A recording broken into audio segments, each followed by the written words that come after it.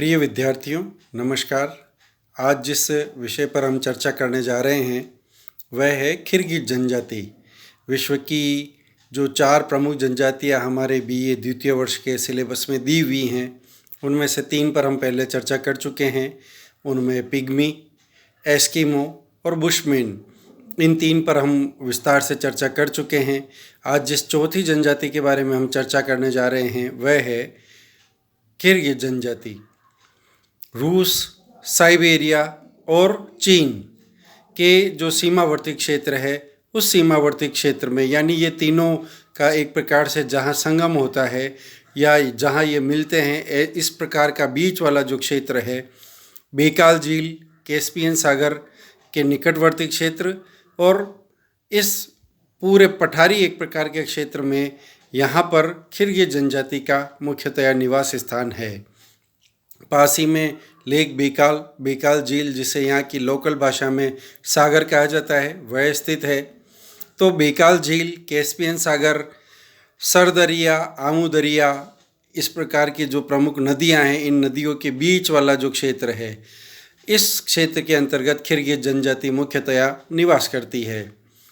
पास ही में, जैसा मैंने आपको कहा, चाइना का क्षेत्र आ जाता है। तो मंगोल प्रजाति से मिलती जुलती इनकी शारीरिक कद काठी रहती है। कद छोटा होता है। चेहरे का और या त्वचा का रंग पीच से लेकर के हल्के भूरे रंग जैसा, और कद छोटा होता है, लेकिन इनका शारीरिक गठन बहुत सुदृढ़ होता है।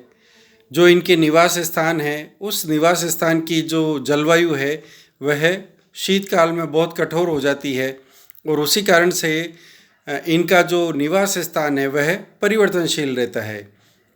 इनके जो आवास है, उन आवासों में भी पर्याप्त मात्रा में परिवर्तनशीलता दिखाई देती है, और इसी कारण से इनके आवास पक्के, स्थायी न होकर के अस्थायी प्रकार के रहते हैं। प्राय ये तंबुओं में निवास करते हैं, और इनके तंबू पशुओं के जो खाल है, पशुओं की जो चर्म है, उससे और ऊँट के नमदों से मुख्य तौर पर बने हुए होते हैं।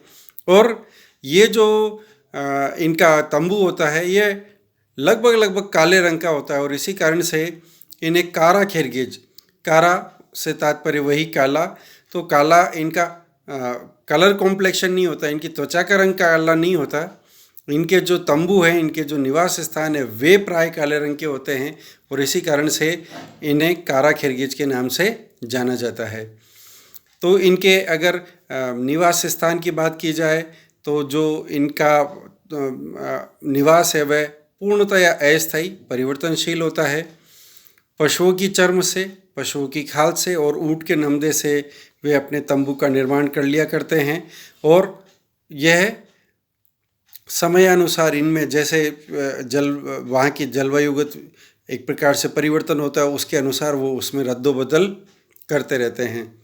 इनके वस्त्रों की बात की जाए तो पुरुष प्राय अंगरखा, जो कि चमड़े से, पशुओं के चमड़े से या ऊँट की का जो एक प्रकार से उससे प्राप्त नमदा होता है, उससे बना हुआ होता है, और साथ ही ये उस अंगरखे के साथ चुस्त पायजामा वो नीचे की तरफ पहनते हैं। जो इनका कमर है, कमर में मोटा कमरबंद, जिसे कमरबंद यानी बेल्ट जिसको हम बोलते हैं, उस प्रकार का वो बंधा रहता है। सिर पर ऊन से बनी टोपी, बड़ी टोपी, वह ये रखते हैं। ग्रीष्म काल में इस पहनावा में थोड़ा सा परिवर्तन हो जाता है, और पशुओं के चर्म से बनी मोटे मजबूत कपड़े की बजाय सूती वस्त्र से बने कपड़े का ये प्रयोग करते हैं। तो ये इनके वस्त्रों की, महिलाओं में भी सूती वस्त्र से बने हुए जो वस्त्र हैं, वो मुख्यतया उपयोग में लाए जाते हैं। इसी प्रकार से अगर हम इनके भोजन की बात करें, तो इनका भोजन या इनकी एक प्रकार से जो अर्थव्यवस्था है वह आखेट पर आधारित रहती है। आखेट और पशुओं का मांस इनका मुख्य भोजन रहता है। पशुओं के मांस में मुख्यतया बकरी का मांस बहुत पसंद करते हैं ये लोग।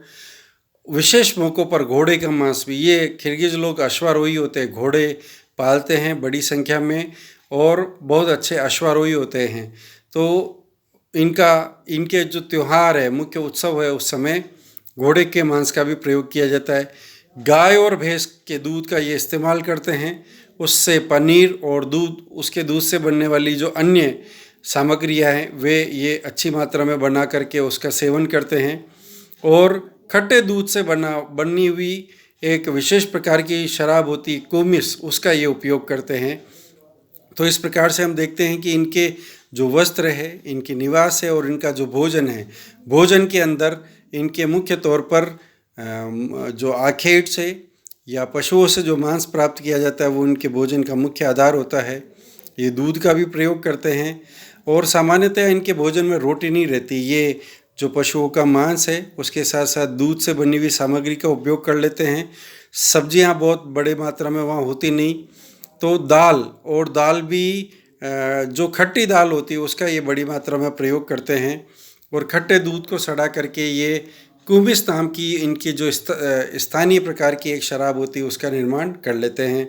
तो इन 3 विषयों पर आज अभी अपन ने इस वीडियो में चर्चा की।